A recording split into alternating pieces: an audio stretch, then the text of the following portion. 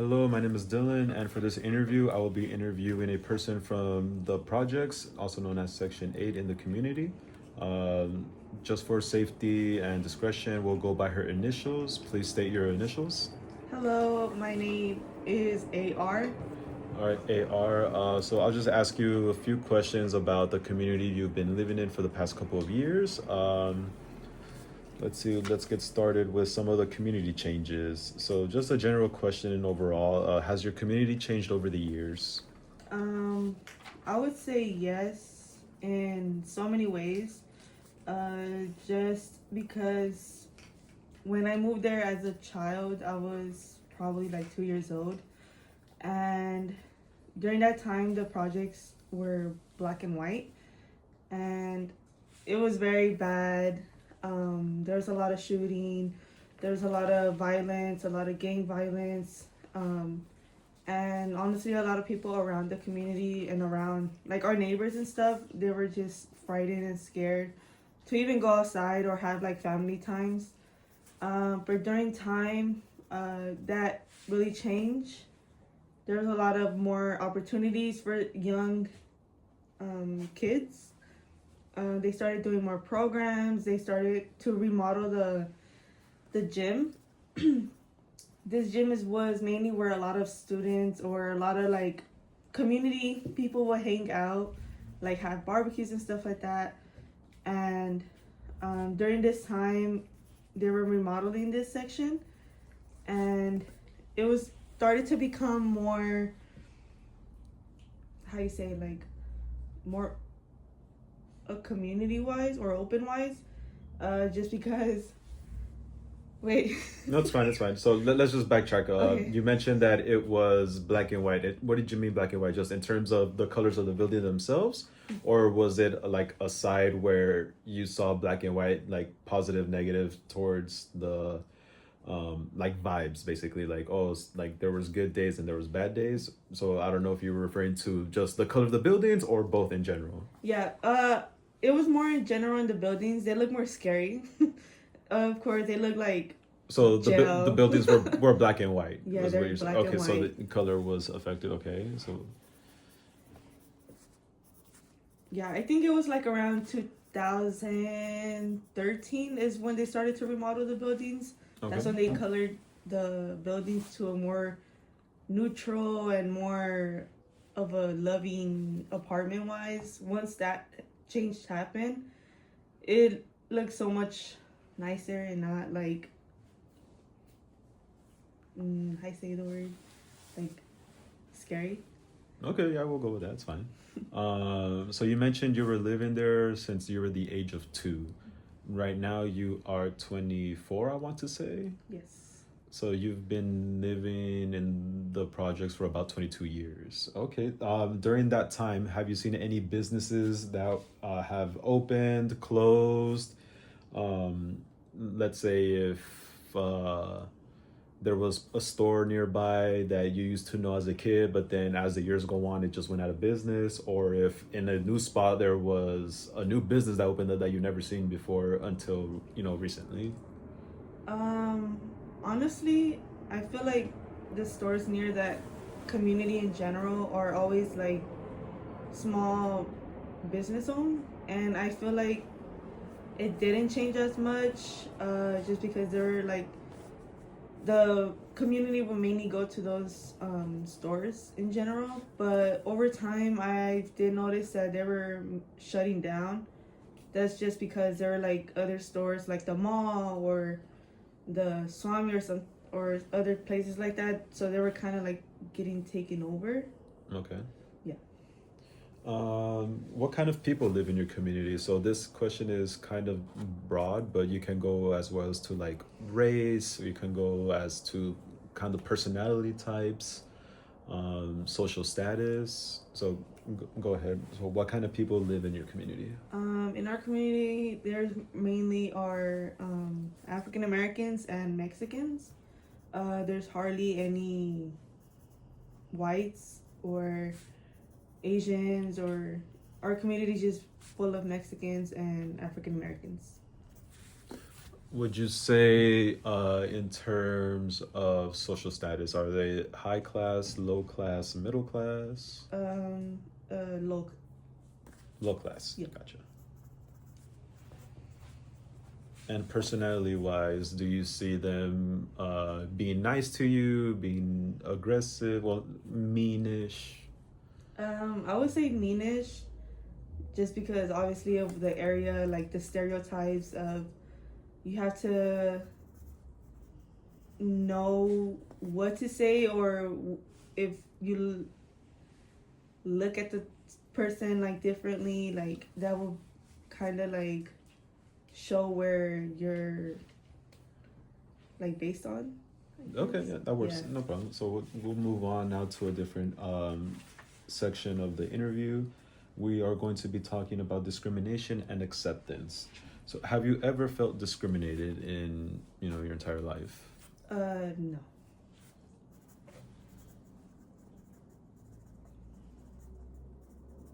Do you feel accepted in your community? Yes.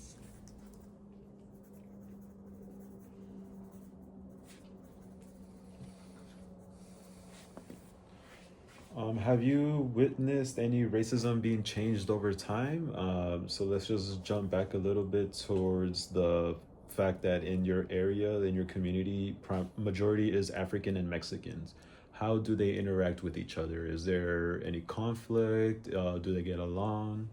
Honestly, uh, everyone would get along with everyone unless otherwise. Like for an example, if they have like an issue, then like a small incident, I think that would be the only reason why it would be a conflict. But other than that, I think everyone defends each other there. Like if someone just comes in and just bugs you for like no reason, I feel like other neighbors around that area would help you, like around, like they will help you in that situation.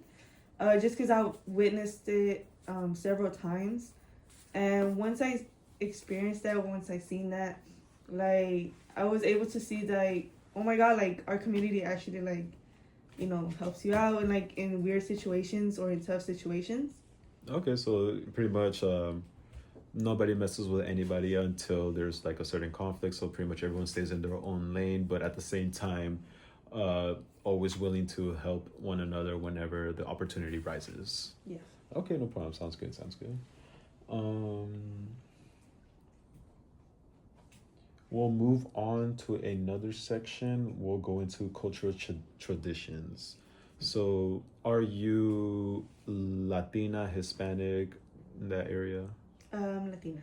You're Latina. So, where is your culture? Where is your parents from? Your heritage? My both of my parents are from Mexico.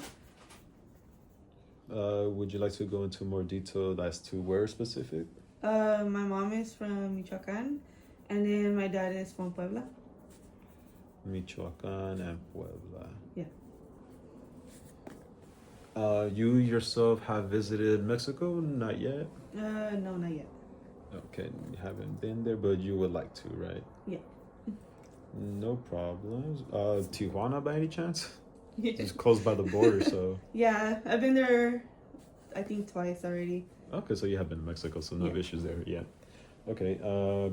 Have you, let's say, have you dove into your culture, whereas you would like to learn more of your heritage, like folklore or just anything that's Mexican dependent on in tradition? So like celebrating Cinco de Mayo, celebrating Dia de los Muertos, the Mexican holidays and or the other traditions that they do. So like if they do a special gathering that's only you guys do and nobody else does. I feel like we only do the most important holidays in our tradition. I know for a fact that Dia de los Muertos is probably one of the biggest one in our tradition. Just because we like to remember our loved ones, and another one as well is the Mexican Independence. Just for like those are the days that are very important as Mexican. Okay, so you celebrate the Mexican Independence Day and also Dia de los Muertos. What do you guys do for those days? So let's go day by day. For Dia de los Muertos, is there something in particular that you guys do, you and your family? We like to set up an ofrenda. We only do like a small one. We just cherish the people that we lost in the past, and we just do like a small little like carne asada or something. And Okay. then also for Independence Day, we also do like a small carne asada. Okay, so you guys do eating. Well, you guys eat together as a family. Okay. Yeah. Um. Okay, no problem, no problem. How long do you do these things for? So let's go back. So Dia de los Muertos. How long do you do your traditions for? Uh, Probably still happens. Yeah. But let's Like say on the day of, like, do you do it the whole day or do you do it for several days? uh, celebrating wise, we only do it once. I think just the first beginning of the Dia de los Muertos Day, and yeah, following the other days, we just don't celebrate it. Okay, that's fair enough. And you do Mhm. this every year, correct? So Yeah. it's a tradition. What about for Mexican Independence Day? Also a yearly tradition? Yeah. Nice. Okay, let's move to another section. Let's talk about your relationships with other groups. So you mentioned in your community that, well, based on the projects, that it's Mexican and African Americans. You mentioned that there's hardly ever any Caucasians or Asians. But let's talk about just Los Angeles in general, since that is your majority. That is the community that you're in. It's a big part. Uh, what other ethnic groups have you been not involved with, but encountered? What other groups have you encountered with in this Los Angeles community? Um, I feel like everything changed once I started college. That's where I was exposed to more um Ethnic races, yeah. yeah. Um, but during the time I was living there, like my elementary through high school, it was just all the same. But everything changed once I went into college. What do you mean the same, as in like it was only the same races? Yeah, it's Mexicans and African Americans. And that's just in school, correct? Yeah. Until you started college at El Camino College in the city of Torrance. And from there, what kind of other ethnic groups have you seen? Um, I've probably seen Asian, Caucasians. Um, I think. It's broad, Yeah. so I mean, you can also say again, like, if you've seen Mexicans Oh, Mexican, or yeah. Hispanics, because it is a broad group. You can't just really say everyone's Mexican. Yeah. So you could say like Hispanic, because if you just say Mexican, you're just dedicating to only Mexicans. You're ignoring the Salvadorians, ignoring the Guatemalans, the Hondureños, people from Central America, South America. Okay, so you've also seen Hispanics. Speaking of Hispanics, now that we're on that topic, you're Mexican. Do you have any friends who are not Mexican in the Hispanic area? So, do you have any Salvadorian friends, any Honduran, well, let's go with Central American, South American. So, do you have any friends that are Hispanic but not Mexican? Yeah, I could say it's not a large friend group, but I do have like um some family members as well that are in that part of the section. So, uh, talk to me, like, what kind of Hispanics do you know that are not Mexican? I would say Salvadorians and um Honduran from Honduras, and I think that's pretty much it. Okay, no problem. So, okay. Next question is, do you do you guys respect each other's cultures, or is it just like, I'm assuming that your friends are also born and raised here, so they're not really tied to their cultures, but once in a while, whenever it's a special holiday, so you know how we have Mexican Independence Day, but also the other ethnicities also have their own Independence Day. Would you say that both of you guys get along, even if your Independence Days are one apart from another? Yeah, I would say we respect each other in all ways. Okay, yeah, that's fair enough. Good answer. Good answer. So let's move to. Well, actually, we're in the same category. So, in your community where it's not in the project, so now it's just the general Los Angeles area, have you ever witnessed any tensions building up? Like, let's say if there was one race being aggressive to another race. I think the only way I've seen it is when, for an example, like the police brutality, with It's okay. Take your time. Yeah. Just think about it. yeah, I think that's the only time I've seen it. When it was around the police brutality, that was mainly when the set like Yeah. Go. different race was like You kinda. you want to talk about it more into detail? So like maybe like give a story here and there. Yeah. How can I say? So you could just start off like, oh, the situation was happening, and then it escalated towards where the police came in. So you know, Oh. you're telling a story. Oh yeah.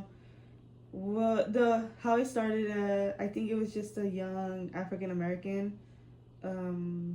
I don't know the full story, but I just know that the police got involved and they just started acting very like harsh to him, to a point where they were like suffocating him, to a point where there was other people around, and this escalated to, I get he passed away, and this really affected the community in some way because It's okay. Take your time. Take your time. Like yeah, just breathe. I'll try to help you out. So basically, you know, it was police violence, and people from the community weren't having it. yeah. They wanted to defend this African American boy who was being abused by the power of system, which is our government. Yeah. So you could say that like they they put their foot down in order to help this kid out. So so that was something that where the community came together, but at the same time, what were the race of the police? There were mainly Caucasian. They were mainly Caucasian, so you would say it could have been a racial thing where it Yeah. was intentional, where you had white officers going after a colored person. Okay. Um, how did that make you feel? It was kind of like hard to see that, just because uh, during that time you would mainly see like Caucasian officers mainly attack African Americans in a harsh way, and it was just hard to see it. Okay, yeah, fair enough. Let's move on to another one. Um, so we're going to speak about the topic of gentrification. I'm assuming you don't know what that means. No. Okay, so gentrification is you have a local area, and out of nowhere you have people coming in, well, businesses, entrepreneurs, like Caucasians. An example, let's say if East LA is very Hispanic, it's very Mexican, and then all of a sudden you have new businesses coming in, but it's mainly targeted for the Caucasian audience. So have you ever seen something like that? Honestly, I don't think I have. I don't think I've experienced that before or seen it. Okay, fair enough. Yeah, because I mean, after all, like in the projects, I don't think nobody wants to come over there and try to, you know, put something and establish their business that way Caucasians can come and just do their business there, because it is a dangerous neighborhood. I've witnessed it. Yeah. It's not a safe place to be, but it is what Yeah. it is. Okay, well, I appreciate you taking the time to have this interview with me. You're all set. All right, thank you. Yeah.